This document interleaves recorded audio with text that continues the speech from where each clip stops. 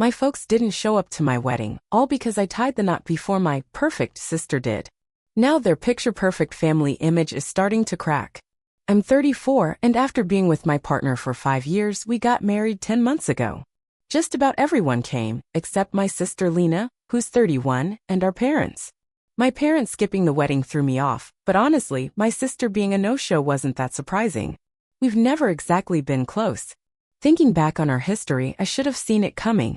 So let me give you a bit of background on how things have always worked in my family. I can't say it's entirely my parents' fault for always putting Lena on a pedestal. She's always been naturally good at pretty much everything. Ever since she could walk, she had a way of grabbing attention the moment she entered a room. She crushed every spelling bee, science fair, and talent show back in grade school. Come high school, she was class president, valedictorian, and prom queen. She checked every box. She's tall, thin, and attractive, and she started modeling during college before focusing on her business degree. She landed her first modeling gig sophomore year. I still remember the celebration like it was yesterday. My parents threw this over-the-top party with all our relatives and her friends invited. Her first professional headshot? Framed and proudly hung right above the fireplace where it still sits today. That same year, I graduated with a computer science degree. My parents gave me a quick, well done before turning back to planning Lena's next photo shoot. After she graduated, she immediately landed a job with a big-name company and climbed the ladder fast. At just 31, she's already got a corner office and a company car as a senior exec. Meanwhile, I work as a mid-level software developer at a solid tech company. I'm proud of what I do. It's a good job, but it's not exactly the kind of thing that makes parents brag at family get-togethers. Plus, I'm shorter and heavier than Lena.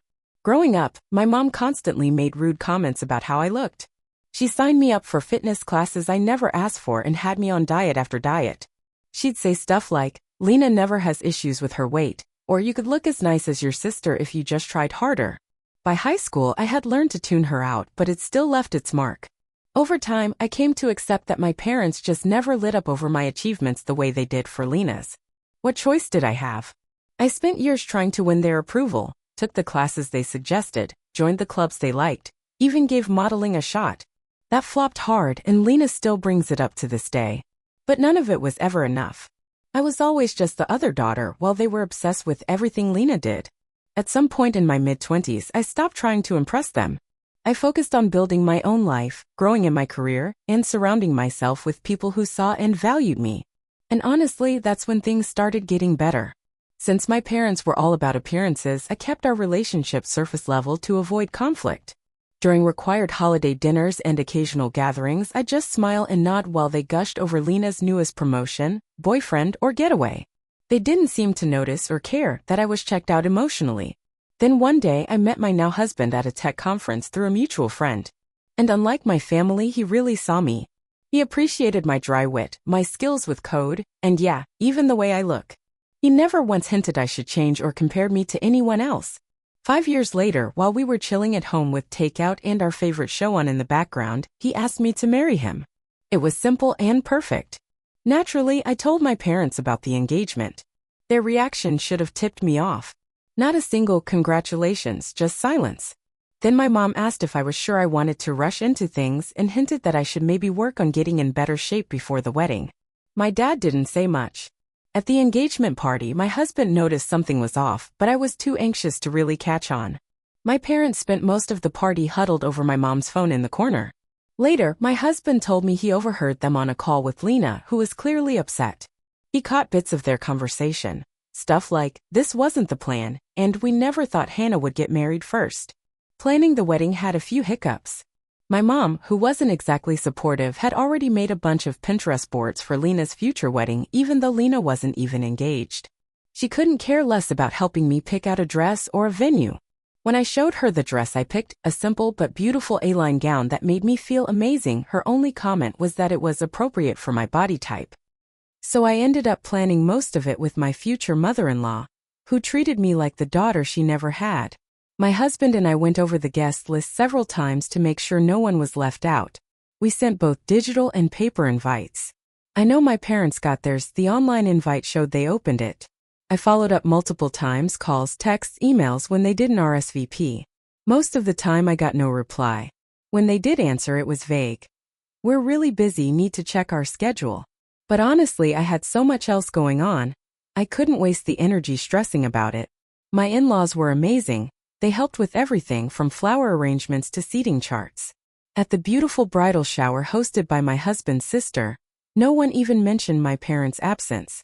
And despite them not being there, the wedding turned out beautiful. We had a sweet garden ceremony in the morning, followed by a relaxed afternoon reception. Everyone kept saying how happy and in love we looked. But there were moments where the pain hit hard, like when I saw those empty front row seats, or when the father-daughter dance came and went without me.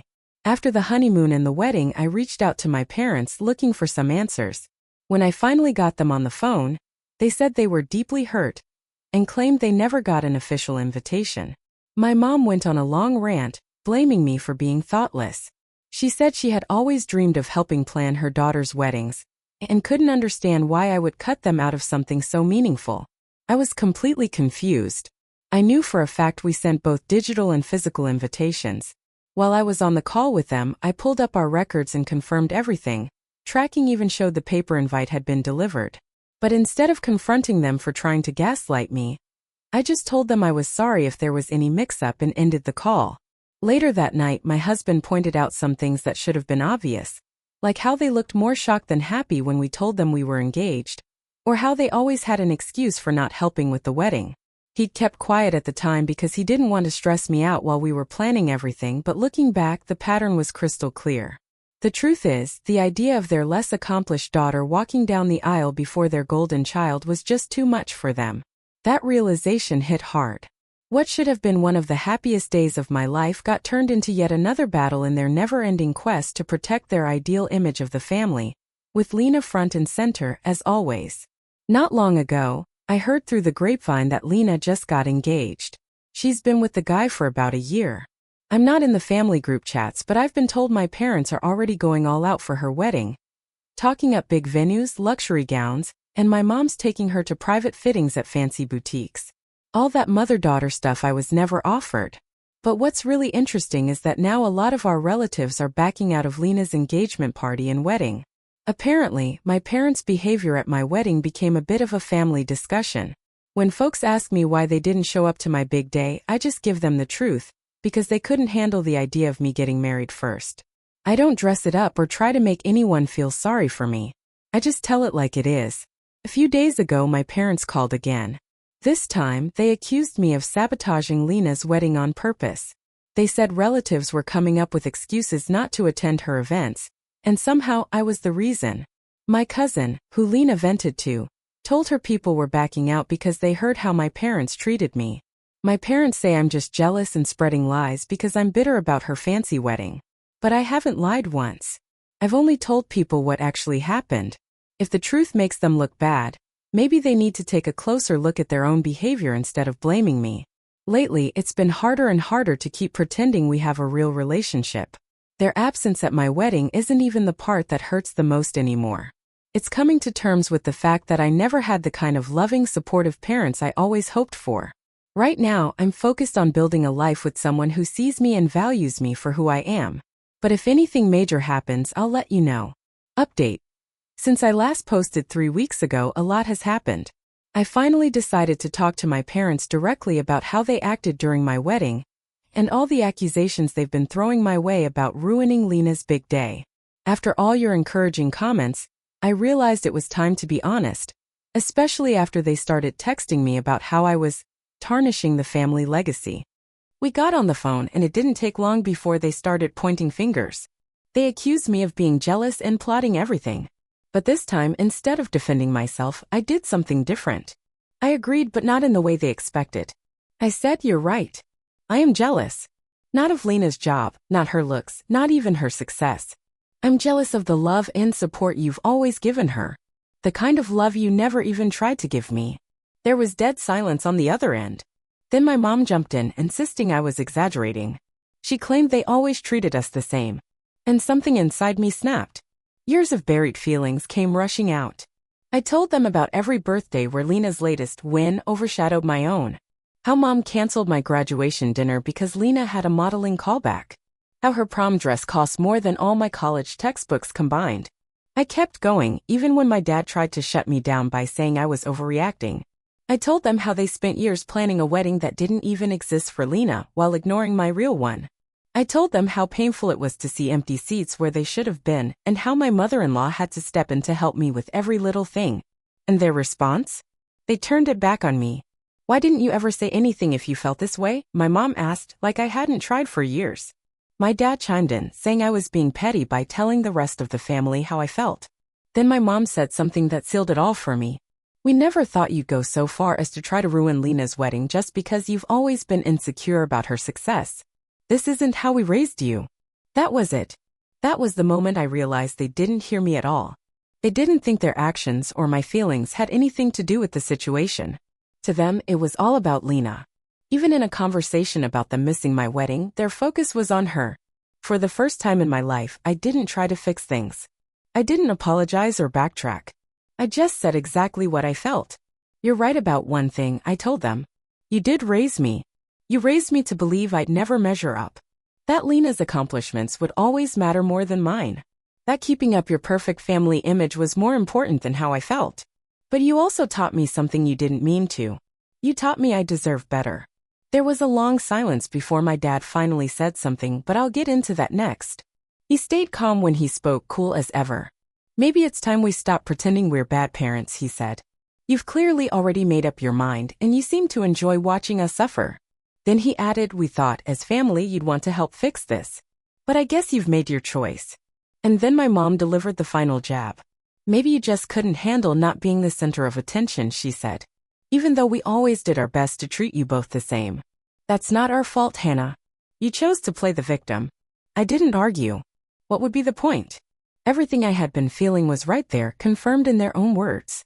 Even in this last talk, they couldn't take responsibility for anything. So I just said goodbye and hung up. And to my own surprise, I felt relieved. I did cry, but they weren't the same kind of desperate, soul-crushing tears I used to cry as a kid. These were different. These were tears of release. For the first time ever, I had said everything I needed to say. No filters. No guilt. Later, I was out on the back porch watching the sunset when my husband came out and sat next to me. He took my hand and didn't say a word for a while. They're never going to change, are they? I finally asked. No, he said, giving my hand a little squeeze. But you have. And that's what matters. He's right. I'm not that little girl anymore, the one who tried everything to win their approval. That person's gone. The woman who came out of that final conversation doesn't need their validation. It still hurts to admit my parents will never be who I hope they'd be. But you know what? It doesn't hurt as much as holding on to false hope. For the first time, I genuinely don't care what happens with Lena's wedding or the family gossip train. I said what I needed to. The rest is theirs to carry. And the strangest part? I feel like I finally dropped a weight I've been dragging around my whole life. It might not be the happy ending I once imagined, but maybe it's the one I needed, the permission to stop chasing love I should have had without asking. Second update. It's been 3 days since that phone call with my parents, and things have taken an unexpected turn. Lena decided to insert herself into the drama, and it blew up in her face. Yesterday morning, she sent me this perfectly polished, passive-aggressive message. She's developed this patronizing tone over the years, and it came through loud and clear in the text. What you said to our parents was completely inappropriate, she wrote. They've been there for us our whole lives. You can't just accuse them of being bad parents because of your own insecurities. The rest of the message was filled with her usual cocktail of fake concern and underhanded jabs. She added, I know your wedding didn't go exactly how you wanted, but that's no excuse to ruin mine. There's nothing wrong with wanting a celebration that honors those of us who've worked hard to meet certain expectations. Not everything has to be a competition, Hannah. I didn't respond. Years of dealing with her manipulative behavior taught me that engaging only gives her more fuel. So instead, I just blocked her number.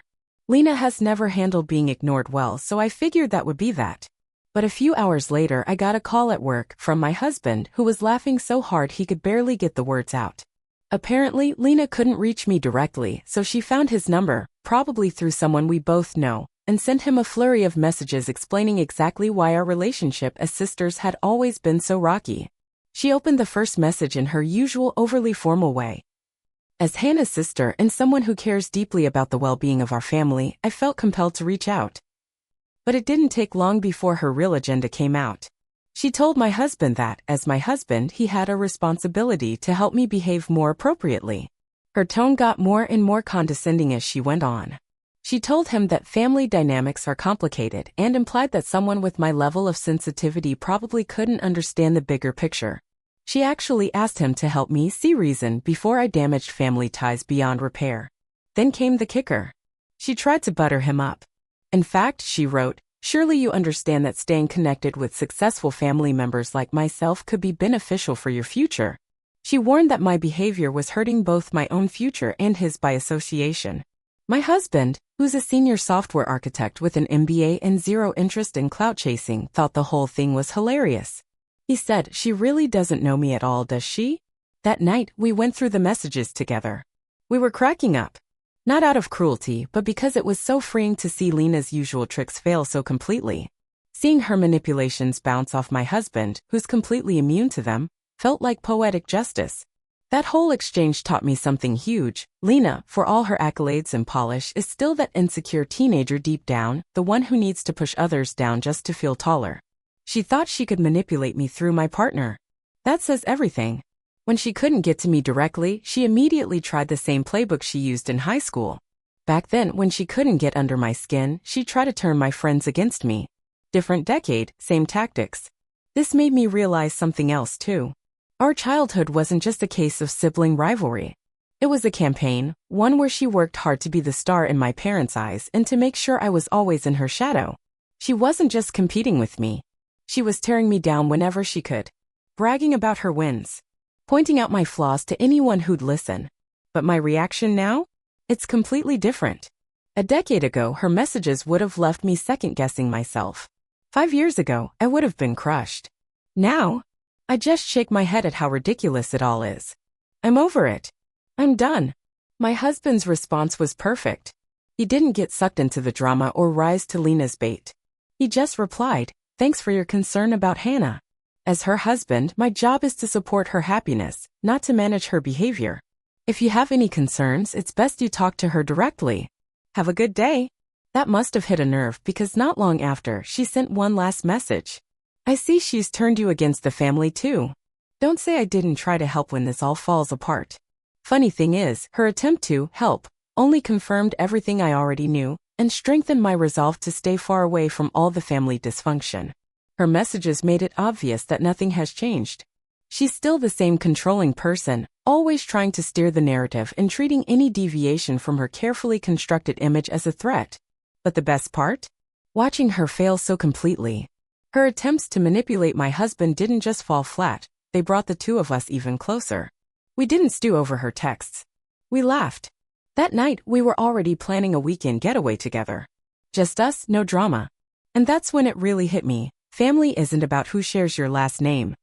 It's about who shows up, who makes you laugh, and who stands by you when someone, even your own sister, tries to tear you down. Now more than ever, I know I made the right call in keeping my distance from Lena's wedding circus. My husband and I decided to focus on building a life that's real, peaceful, and ours. People say success is the best revenge. But honestly, real success isn't about proving anything to anyone. It's about living in a way that feels right to you. It's about being surrounded by people who lift you up instead of dragging you down. And by that measure, I've never felt more successful in my life. Third update. It's been 3 weeks since Lena's failed attempt to go through my husband, and things have only gotten weirder. My parents are scrambling, desperate to patch up their image. Word got back to me that they've been calling relatives one by one, trying to set the record straight. They're saying I'm jealous of Lena's dream wedding. That I made up lies to ruin things for her. Apparently, they're now telling people I intentionally left them out of my wedding so I could play the victim. It's almost funny because they still live in the same house they've had for 31 years and use the same email addresses they've had since AOL days. Yet now they're claiming I sent their invitations to the wrong address and an outdated email. Give me a break. The good news? No one's buying it. A bunch of family members have come to me privately and shared their own memories of how my parents always played favorites. One of my aunts told me this wasn't the first time my mom pulled something like this. She once caused a scene at another wedding just to make sure Lena stayed in the spotlight. But the most satisfying part? Watching how the extended family is reacting. People who were expected to play big roles in Lena's wedding have started quietly backing out. Even the fancy venue they secured through a family connection might be off the table. And get this, one of our relatives owns a high-end bridal boutique, and they've suddenly had scheduling issues. Then, last weekend at a family gathering, things came to a head. Someone innocently asked about my wedding photos. That was all it took. My mom flew into a defensive rant about how I'd changed after getting married and was trying to tear the family apart. Her meltdown stunned everyone. Relatives who hadn't known the full story started asking questions, and the carefully built image she and my dad had clung to for decades started cracking. Ironically, in trying so hard to protect that picture-perfect reputation, they're the ones destroying it. Every time they try to explain why they weren't at my wedding, they reveal a little more of who they really are. The more they try to paint me as bitter or vindictive, the clearer it becomes to everyone that they're the ones with something to hide. Even family members who used to stay neutral are starting to take sides. My uncle, my dad's own brother, who's usually quiet to avoid rocking the boat, called me and apologized. He said he regrets not speaking up sooner and told me he and his family won't be attending Lena's wedding. That hit me hard. I haven't had to say much myself. The truth is doing the talking for me. Lena and my parents keep trying to twist the story, but all it does is expose more of their patterns.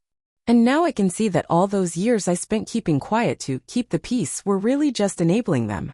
My husband said it best the other day. They built their version of the perfect family on favoritism and manipulation. Sooner or later, that was going to collapse. And you know what? I'm okay. More than okay. For the first time, I'm not worrying about trying to win my parents' love. I'm not stressing about Lena's moods. I'm not carrying the pressure of keeping up appearances for a family that never really saw me. Sometimes the best revenge isn't doing anything at all. It's letting the truth stand on its own. Thanks for sticking around and listening to my story.